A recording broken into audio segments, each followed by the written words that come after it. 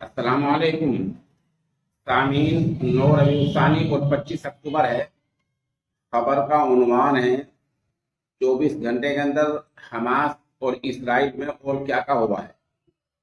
दरअसल सबसे अहम मसला अक़वाम मुत्तहिदा के चीफ का है, जिनके एक बयान पर इसराइल भड़क उठा है।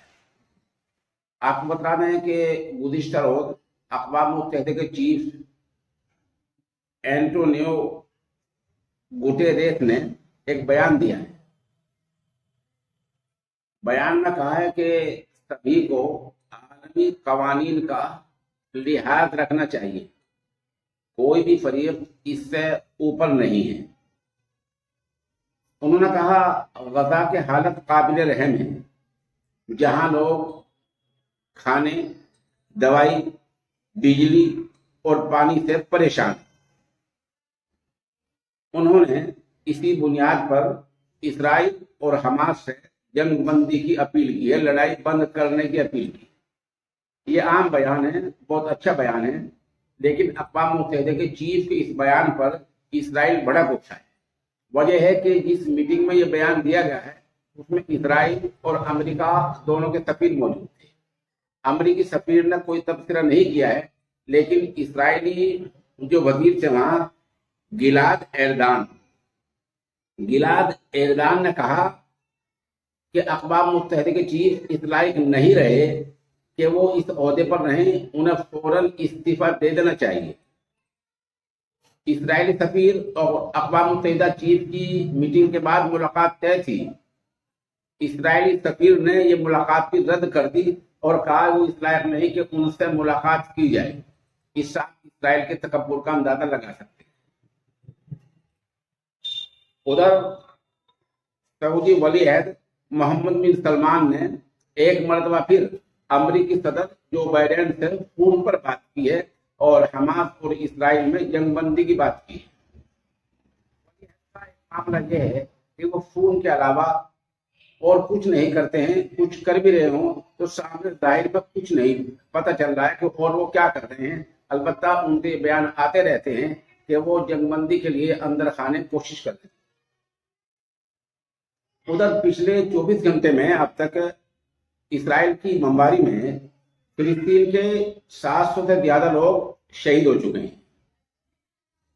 इस बीच अमेरिका ने आसपास के इलाकों से अपने शहरी निकालने का आदेश दिया है और इसे समझा जा रहा है कि इसराइल जमीनी हमले की तैयारी कर रहा है। उधर मीडिया के बहुत सारे मीडिया जराए ने इसराइल के एक बच्चे की तस्वीर की है और ये लिखा है कि ये 9 महीने का बच्चा है और इस पर भी हमास को रहम नहीं आया है। सवाल ये है कि इसराइल की बमबारी में अब तक सैकड़ों बच्चे हमास के मारे जा चुके हैं। आप उनकी तस्वीरें क्यों नहीं जारी कर रहे हैं?